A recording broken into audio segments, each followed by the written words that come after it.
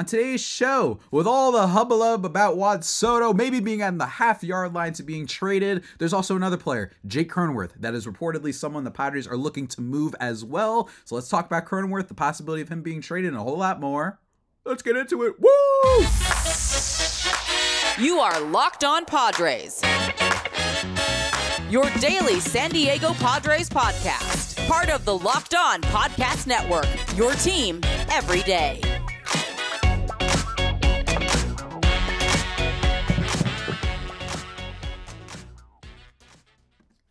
Greetings, ladies and gentlemen, and welcome to another edition of Locked On Padres podcast, which is part of the Locked On Podcast Network, your team every day for Wednesday, December 6th, December 6, I believe.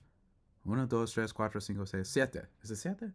I am stupid. Anyway, everybody, welcome to another edition of the podcast for December 6th. As always, I am clearly not always the host with the most, Javier Reyes. You can follow me on Twitter at Javipeno, Javiipeno. And if you want only Padres stuff, at LO_Padres. Been tweeting about that, asking for your guys' takes on a flurry of news and reports, especially over there. I love interacting with you guys. Locked On Padres on YouTube as well. Today's episode, we are going to be talking really quickly about Jake Cronenworth and a little bit of an update on the whole Juan Soto business. So without further ado, let's just jump right on into it. That's right. We're starting on fire today.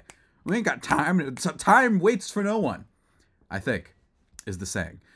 So earlier this morning, there's a couple of things that have come out. First of all, it is being reported by Andy Martino and a whole bunch of other people, including Brandon Kuty, reporter for The Athletic who covers the Yankees, saying, not to be all super alarmist, but if someone were to say this Yankees-Padres Juan Soto deal was on the 1 yard line, I'm getting the feeling it's more like the half-yard line. So that's where we're at right now. We're going to talk about him a little bit towards the later end of the show, but I want to talk about Jake Cronenworth because Dennis Lin also put out a tweet earlier this morning saying, as the Padres and Yankees continue working toward a Juan Soto trade, Jake Cronenworth is another trade candidate for San Diego, as first reported by Mark Feinsand.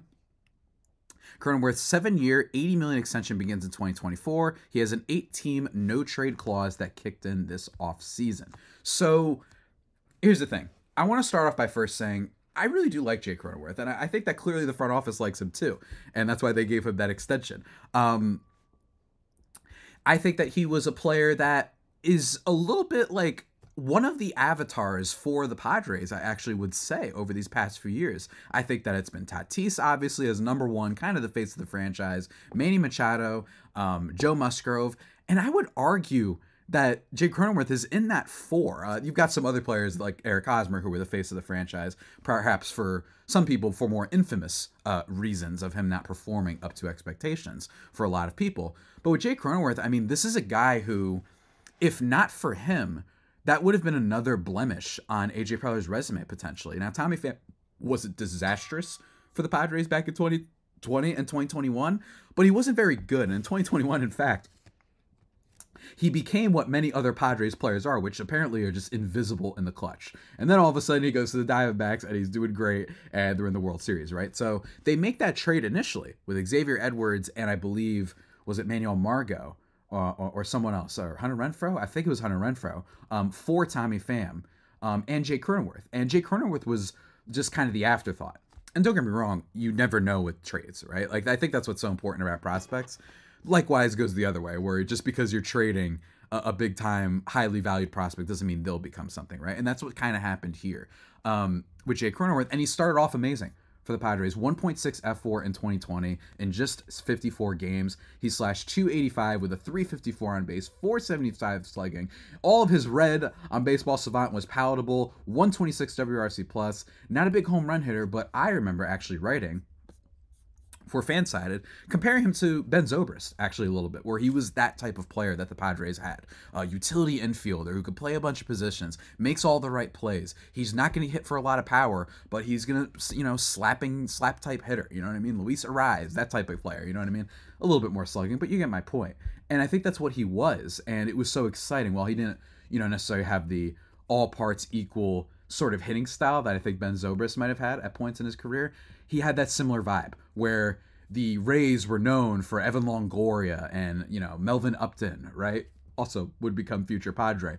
Players like that, James Shields, Alex Cobb at the time, right? Like David Price, like those were the heads of the team. And then you had that little nucleus core guy in Ben Zobrist, who was just really awesome for the team. And Cronenworth looked like that, especially that first year. He was excellent, right? And then it's like, okay, well, it's just the 2020 season. In 2020, Jose Altuve looked like he was a bad player, right? Like Jose Altuve, everyone was convinced, oh, he's bad now. And guess what? He wasn't. It was just a weird season.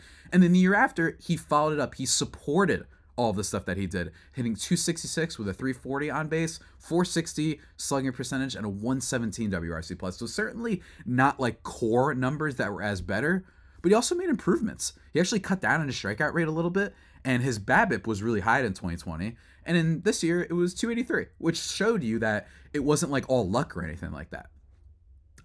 And then the next year happened, and that was 2022, in which he went from being a 117 WRC plus guy to 239, 332, 390 slash line with a 110 WRC plus. But here's the thing.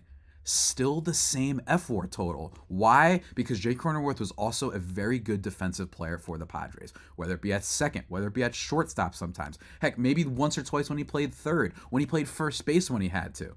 Not his entire time, obviously, as he would eventually this past season, as everybody knows. But he was just that solid player. And don't get me wrong, he struggled at points. But I remember hearing some reports that he might have been hurt. So even with all that, it was like a really exciting time. But even when you look at all of that and you consider it, you think about the fact that this guy wasn't a highly touted prospect to begin with. And then you look at, frankly, his percentile rankings. Don't get me wrong. Go on Baseball Savant and you see 2020, he looks like he's Juan Soto, right? Like it's just all red aside from his arm strength. You know what I mean? Just absolutely killing it. And then the year after, a little bit of a decline. You know what I'm saying? A little bit of a decline in some areas, but he was still so good at being a player who'd put the bat on the ball. He never whiffs, he never strikes out, and he had a decent walk rate as well. Even if he wasn't always hitting the ball as hard as everybody else, it didn't matter. And we've seen that Baseball Savant and metrics like that don't tell the full story. And I think Jake Cronenworth was a great example of that, not to mention the defense. And then, ladies and gentlemen, like I said, we had 2022, where everything went down. Right? From 2021, things went down, and then from 2022, they went down again. And then AJ Preller, the genius that he is, gives Jake Cronenworth a 7-year extension.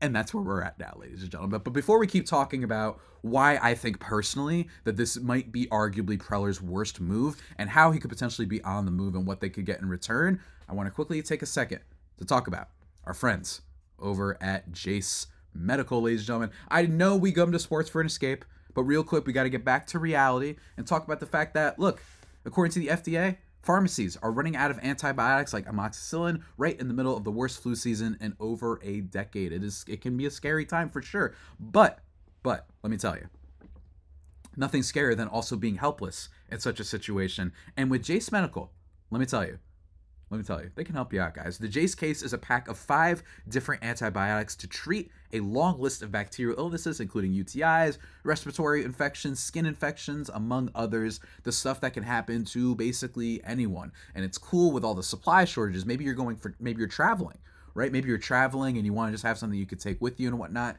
Jase is here to cover you. Visit jasemedical.com and complete your physician encounter. It will be reviewed by a board-certified physician, and your medications will be dispensed by a licensed pharmacy at a fraction of the regular cost.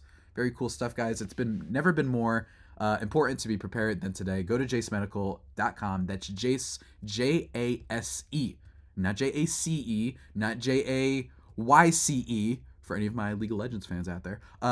It's jasemedical.com, and use the offer code LOCKEDON to get $20 off your order. Go check it out. And just like that, we are back here on the Locked On Padres podcast. I also want to take a second, guys, to talk to you about our Locked On national station. Let me tell you, Locked On has launched the first ever national sports 24/7 streaming channel on YouTube. Locked On Sports Today is here for you 24/7, covering the top stories of the day with local experts, including occasionally, sometimes yours truly. National shows covering every league. Go to Locked On Sports Today on YouTube and subscribe. The first ever national 24/7 sports streaming channel. Very cool stuff, guys. Let's talk more about Cronenworth. I think that Cronenworth's extension could be one of the worst moves that AJ Preller has ever made. I know. You might be thinking, well, what about the Ty France and Austin Nola move? Okay. But at least that one, it was like really competitive in 2020. You said, all right, you know what? We can't keep dealing with the fact that we have a combination of Francisco Mejia and Austin Hedges who don't really give us anything out of catching. And you said, you know what? Let's go get a catcher who's been doing okay defensively. Things are looking good for him, and he's a hitter. He can get on base, do good stuff. And by the way, Austin Nola was also decent enough in 2021 when he was healthy. At least there was reason to that, where you said, let's go for it. And for anybody who wants to like yell, it's also like, well, Ty France, yeah, that one stings, but they had Eric Hosmer at the time. So it's not like you knew what, like, you were going to be able to do anything for Ty France. Of course, I want to be in the multiverse, the Earth 65888 or whatever, you know what I mean? Where we had Ty France as the first baseman instead of Eric Hosmer, and he's the guy just manning the corner for us right now, even in a down year that he had for Seattle last year. I'd love to live in that multiverse, but we didn't. So at least there's like a world where that makes sense. Mike Clevenger, at the time he was awesome, and again, they were going for it. I don't want to call a team going for it when there's actually like a reasonable expectation in a shortened season. You have one of the best records in the league. You've been one of the best teams in the league. Going for it, not all that crazy, especially for a franchise that never makes it. You got teams like the Brewers and the Guardians who haven't been there since Stanley Kubrick's 2001: A Space Odyssey came out, and they're the ones that are like, oh, wait, we got to worry about the future. It's like, well, you guys you haven't had a past. You know what I mean? So at least with those moves, there was an aggressive thinking that said, let's try and go for it now. And the stuff they gave up, Logan Allen, Cal Quantrill, Josh Naylor, while those players turned out okay for Cleveland, it's not like you lost crazy stuff. For me, Jake Cronenworth is the worst move because he, as I illustrated in the first segment, has gotten worse every single year. He's a utility player, the type of player that I personally do not like extending because I think that they are a little bit more replaceable compared to other positions. Don't get me wrong, I like Cronenworth, and I still like Cronenworth as a player, by the way. I really do. That you just, those aren't the type of guys that you extend for very long term because they're kind of like depth pieces. They're really, really good depth pieces that could play all across the diamond, but especially if you want him to be playing first base, you're taking away the value he gives you from being a good defender in the infield. He's a fine defender at first base. I actually think quite good at times, especially compared to what the Padres have fielded there before. But for you to, have him at first base, you need to get a lot more offensively than just a slap-hitting 10 home run guy out of first base. You know what I mean? Even if Cronenworth went back to his, let's say that second year where he hit like 266 with a 340 on base, even that, it could be a little bit tough. You're basically hoping that he's Ty France. You know what I mean? Like, that's basically what you're hoping for. And considering that he had gotten worse every year, that's what made me so concerned about the extension to begin with. And the other problem is this. You just signed Bogarts. Like, maybe you could argue, why would you kind of sign Bogarts in the first place if you have a Cronenworth and a Kim and Tatis, who we didn't know at the time would translate to right field, but follow along with my thinking. It just shows you a clear, from AJ Preller's perspective, like a lack of just being prepared in the vision. And I respect going for it, obviously, and I respect trying to just get as many good players and taking a we'll figure it out later approach. But in this case with first base, I don't understand who you were bidding against. That's my biggest thing with the Jake Cronenworth thing, which is why I think it might be AJ Preller's worst overall move that he's made. Because as a result, now we're having talks about, oh, well, can he move to first base? You know what I mean? Should he be moving to first base? Which is crazy. I'm sorry, Xander Bogaerts moving to first base. And I don't understand. All right, 5 years, okay, but this past season was arbitration. The next year is arbitration, and then you have 7 more years after that. He's going to be an unrestricted free agent in 2031. This was the type of player that you keep on your team. It's a low-cost option who you could potentially move if you had to, right? If things shook out poorly, right? If you figured out, if he had the year that he had this year, where you're like, you know what? I bet you he doesn't work for us, but a lot of teams will definitely pay a decent price because you get his value from the defensive stuff in the infield, and just have a utility guy that's a lot more valuable, I think, to other teams, but not as a first baseman. So it's like he was the type of player that actually made more sense to trade than to extend, given all of the Padres moves with their extensions, with Soto at the time, with Manny at third base, with Kim at short, Tatis, all that sort of stuff, right? And instead you extended him. And I just really don't understand. I don't understand what other team was out there that was ready to give him 5 years, let alone 7, given that he was still an arbitration eligible player. So to that, I just didn't understand it. And I think that that's the biggest issue here. So can he be traded? Sure. I think AJ Preller, frankly, would be an executive of the year if you were to trade him. Now, the actual salary isn't bad. It's actually not bad at all. The problem is the years. 7 years for a utility player. He's making $7 million according to SpotTrack this year. Then it'll be 11, 12, 12, 12, 12 for the rest of the contract. $12 million a year is not bad. It's just that there's so many teams in the league that are cheap, as we talk a lot about on this podcast, that trading a contract like that is going to be a little bit difficult. You look at some of the teams that have a decent amount of payroll. You look at maybe the Phillies. You look at the Astros. There's definitely teams out there that would like Jake Cronenworth, but I'm wondering how hard that's going to be in tough negotiations, because their thing will be, well, he hurts you more and he would help us more because we wouldn't be playing him at first base. So we know that you're trading him because you kind of have to trade him given the Bogarts and all the moves you've made. So that's going to be a hard thing to pull off. Like, maybe the Rockies will be silly enough to bring in Jake Cronenworth and give us something in return.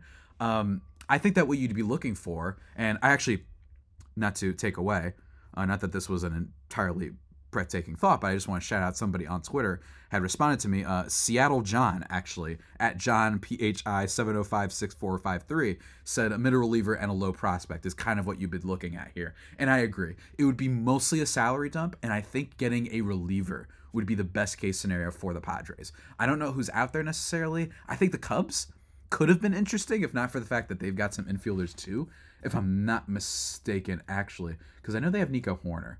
And they have, what's his face, Dansby Swanson. So it doesn't really totally fit exactly for this team. Just looking at their depth chart, like with short and second base kind of covered, third base maybe. Would they want to move Jake Cronenworth to third base? Or could they move Nico Hoerner or Dansby Swanson to third base, and then you put Cronenworth in the infield? I wouldn't mind that, and I wouldn't mind, say, Drew Smiley, a Merriweather, what's his name? Julian Merriweather. Players like that. Like a decent reliever that you get in return, and then some low-level prospect. You're not getting someone like Pete Crow Armstrong. Again, I'm mostly fantasizing here, but I'm just giving you an idea of what it could look like. A trade for Jake Cronenworth. I don't have specifics, and no Locked On host has gotten back to me just yet to talk about mock trade proposal ideas. So that's what I would be looking at if I'm the Padres. Or the other route of this is, do they have to attach a prospect to get rid of him? That's possible. But then again, I mean, look at past history. We all thought that the Padres were going to have to attach a crazy prospect with Eric Hosmer. And instead, they also got Juan Soto in return, right? Like, yes, they had to technically attach prospects, but that was more so for Soto himself, right? And then they also had to give up Luke Voigt. But, like, the Nationals were like, whatever, we're salary dumping anyway. We can take on stuff like this. So if you want to look at rebuilding teams, yeah, a team like the Rockies could be interesting. Maybe a team like the Pirates. Pirates are a weird team, although they might be okay too. But, you know, their second base room, not all that impressive right now. You know, they've got, apparently it's projected to be Liover Peguero, who I don't know anything about. Maybe he's a high-value prospect. I'm not really sure. You could have O'Neal Cruz at shortstop. You have Cabrian Hayes at third. Maybe that's a team. Maybe you go and shop with the Pittsburgh Pirates. They actually had low-key, like a pretty okay bullpen at points. So maybe you get one of those guys.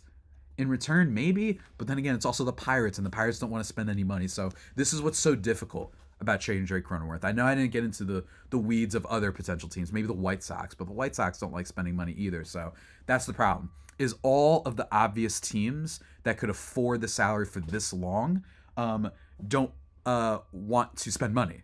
White Sox, Guardians, potentially. I just mentioned maybe the Rockies. The Rockies are the only team that's like not a very good team, with potential issues with depth, that would be more than willing to take on the salary. I could see a world in which we flummox the Rockies for sure. That'd be so disrespectful to Jake Cronenworth. But again, I'm just giving ideas. But it's for all these reasons why I think that he may be, it may be the worst move that AJ Preller has ever made, because you've put yourself in a really bad position given all the other moves you made. If Bogarts isn't on this team and Cronenworth is playing second and Kim is at short, I'd love that. That'd be great, because then you would still have a low-cost option in Cronenworth there. But instead, he's decently pricey enough, and it's for a long time. Now, granted, again, I want to emphasize, I think he could do really well elsewhere. I really, really do believe that because he's done okay for us too. 4.2 F4 the 2 previous seasons before the Padres, Jake Cronenworth, right? So that's good. That's very good. You know what I mean? Look at the damn Yankees. Are the Yankees going to potentially take this on as well?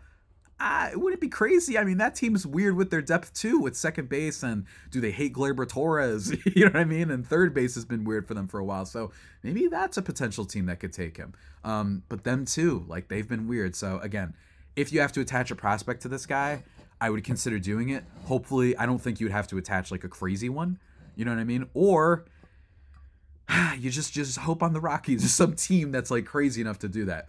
Although, again, I do think he'd be a good player. So I want to brace Padres fans for the fact that if they are to trade him, he would probably go to a team where he would be used properly in that utility and middle infield role and probably be infinitely more valuable. I really, really do, rather than being a first baseman. So it's one of those trades where the guy is probably going to get better elsewhere. It's just that where the Padres are right now with their roster and given their budget restraints, it's just where we are. So it makes sense, but middle reliever is kind of where I'm at for best case scenario in terms of what could really help the team right now. Instead of just being purely a salary dump, I'm looking for a middle reliever. So we'll have to see. And if Dennis Lin is reporting it, maybe it's because they actually think they might be able to get some traction here. But then again, they also said that for Eric Hosmer, and we were almost close. Remember the Dom Smith trade? Remember that one? I think it was Dom Smith and who was it? Who was the pitcher that was involved? I'm trying to remember who it was. It was Dominic Smith and someone else for like Chris Paddock and Eric Hosmer or something like that, right? Like, and I was like, sure, like whatever. And then it ends up falling through. So that's a whole thing, guys. That's a whole thing. But ladies and gentlemen, let's take a little bit of a quick break before we talk about a little bit of an update on Juan Soto. Very fun. So after these messages. And don't worry, we back. Don't worry, we back on the Locked On Padres podcast. You know you love it. Sometimes you even love to hate it. Let's talk about the updates on Juan Soto, ladies and gentlemen. So, there's a couple of bombs that came out this morning on Juan Soto. Let me read them for you real quick. Juan Soto. So, what's funny is that one of the original things that came out was actually Jack Curry of the Yes Network. Making a comment this morning, and this was like one of the things that I first saw when I woke up. When a trade of this magnitude with a superstar in Soto and 4 or 5 other players is being sorted out, many issues need to be resolved, including medicals. And when multiple pitchers are involved, those various injury histories need to be reviewed. It's all part of the process.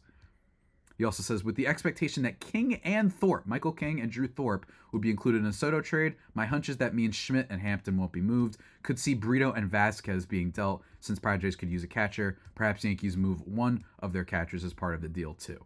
So, look, there's all sorts of things flying over, but they say it's close to being finalized, as per John Morosi, who came out with a big bomb a few hours ago, basically saying, the Padres return the Juan Soto trade is expected to include King, Thorpe, and at least 2 additional players. So, to me, that sounds like maybe a reliever, maybe a very, very low-level prospect, or the catcher, as Jack Curry was pointing to.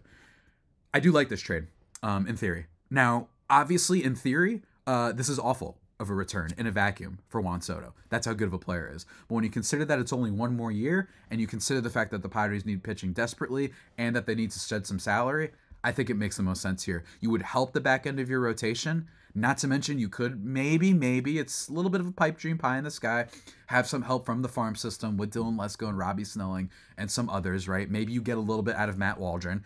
I said it right again. Or Pedro Avila, et cetera, et cetera. And then maybe you sign someone like, Frankie Montas, who I've been mentioning a lot. Or say I don't know, Kyle Hendricks for like nothing. Kenta Maeda, Michael Lorenzen, those type of pitchers, right? That would absolutely be big. And then you just have to hope that Yu Darvish is healthy, right? And then we're in business, at least as best business as you can be. We're trying out here, guys. We're trying. I think that this would make a lot of sense. One of the big problems with this deal and why it's so frustrating has nothing to do with what they're actually going to do, which sounds like it could be Soto to the Yankees. And of course, guys, I will put out an immediate reaction video. It'll be like 5 minutes long when the trade happens, when the trade happens to the Yankees, just to give my quick thoughts on what the overall return is. And then tomorrow or the day after, whenever it is, I could be doing a crossover with Locked On Yankees again, talking about how it might be a win for both sides. So that should be fun. But here's the thing. The trade, this is why, and I've gotten some flack for this. I've long said I don't understand how you trade your whole future for Soto. Don't get him extended, but then had enough money to extend apparently every other player on the roster, whether it be Robert Suarez, Cronenworth, who we talked about, Manny Machado, Yu Darvish, all those guys, and then giving out money to Xander Bogaerts. I don't understand how you do all those things when you just trade for Juan Soto. Well, he won't sign an extension. Okay, then. Why are you... Because then it's like, oh, well, it's worth it because we're doing it for 2.5 years of Soto. Even just 2.5 years is worth giving up a haul for because we want to be competitive now. Agreed, but guess what? We're not getting that last year, are we? So it was more like 1.5 years of Juan Soto. Still, you could debate semantics. Was it still worth it for a team that was going for it, that was in playoff contention for sure in 2022, and then a team that was expected to be, by basically everyone who just saw the roster, expected to be in playoff contention this year. Is that worth it? Maybe, sure. And then that makes you wonder, well, then guys, if that's worth it, then this is why people are getting mad at the Yankees fans being like, just because they're your top available prospects doesn't mean that they are actually like top level talent you're giving up for a year of Juan Soto. Especially not to mention that you're the Yankees and you could extend him if you wanted to. Probably. You could figure it out. I refuse to believe that you can't figure it out. Or you could be like, fine, test free agency. Go ahead. I brought this up with Mookie Betts. Oh, well, the Red Sox say he's asking for $480 million. He ain't going to get that. So go out, tell him we dare you. Go ahead. Try it. You're not going to get that. And then he'll come back to you and then you pay him his money because you're the Yankees and you can afford to do that. So, and not to mention, as a friend of mine who I think has actually been on the podcast before, Emily Nyman, who you might have seen rummaging around Twitter being an absolute lunatic as always.